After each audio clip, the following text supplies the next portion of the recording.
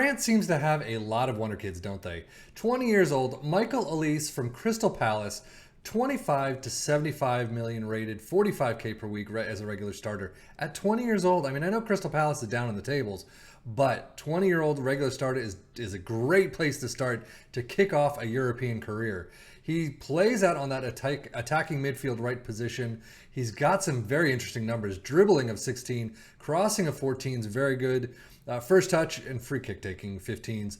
Passing of 15, technique of 15, pace and acceleration are up there as well. So he definitely has a lot of great numbers. Heading's not great. Marking of 9, so the defensive side is kind of on this Positioning of 10 is not fantastic, as is leadership or tackling. Again, that defensive side. But, overall, he's still got plenty of time to grow. So we'll see what happens in the next 10 years. Career milestone-wise, he did get the 2021 EFL Young Player of the Year, along with his scored first senior club goal and made his senior club debut. So not a lot there in the cabinets just yet, but he has seen the English leagues. Is he going to stay there for the next 10 years, or is he going to move on to greener pastures? Let's find out.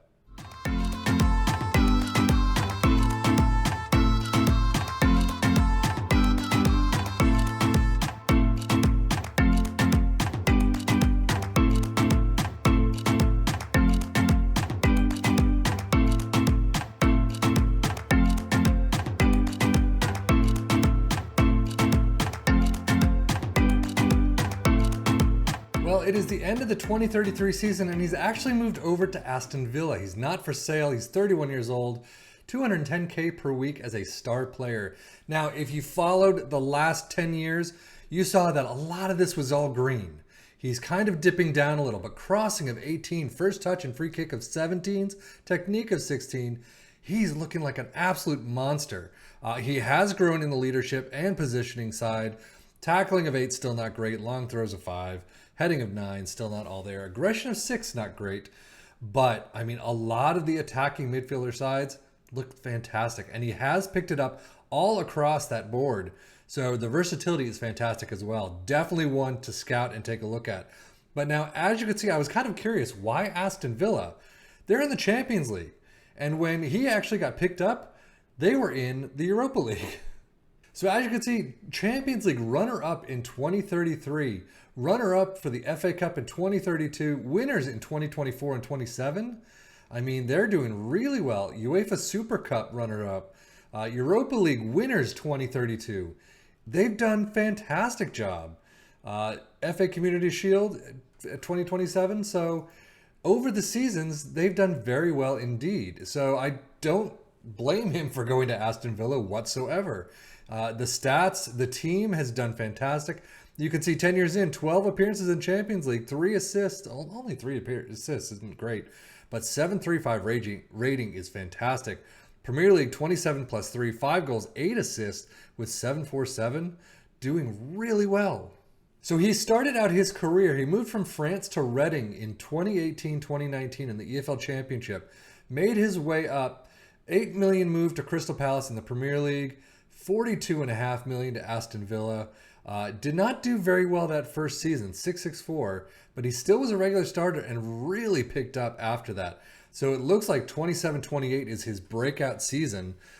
Let me know in the comments down below if you get the same or if he actually explodes for you a little earlier. But that, 27-28 and above is fantastic. 705 is pretty good too. That 664, not so much. And if we head to the milestones, as you can see, we've seen the EFL Cup Young Player of the Year, Seasonal Best 11s, Carabao Cup winners with Crystal Palace. So they actually got a trophy. They were relegated the next season, however, but bought by Aston Villa for 42.5. FA Cup winners, first international cap against Moldova, international goal against Costa Rica.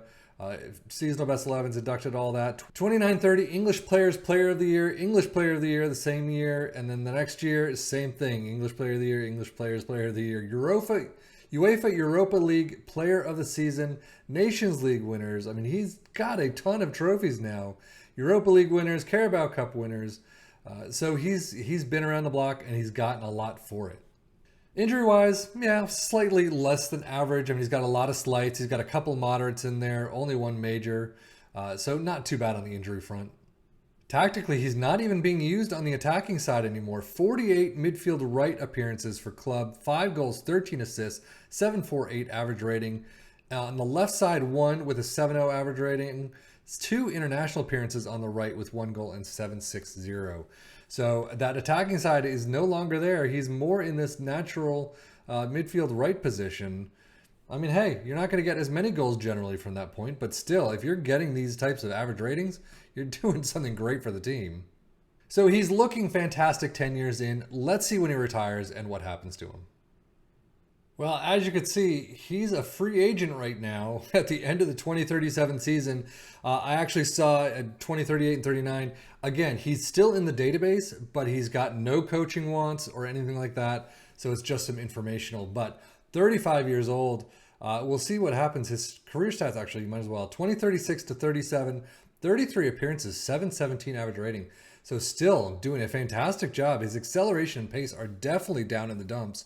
But he has played probably a little bit in that DM role. But look at this. I mean, corners, he's brought it up to 16. So he's got so many numbers in the green. A fantastic career, no doubt about it. Retired from international soccer in 2036. So overall, I mean, 414 appearances for Aston Villa, 55 goals. Has done a great job. Seasonal best 11s, as you can see. But that is it for the career of Michael Olise. I am Stefan FM for the Football Manager blog channel saying thank you as always for watching. Take care and enjoy.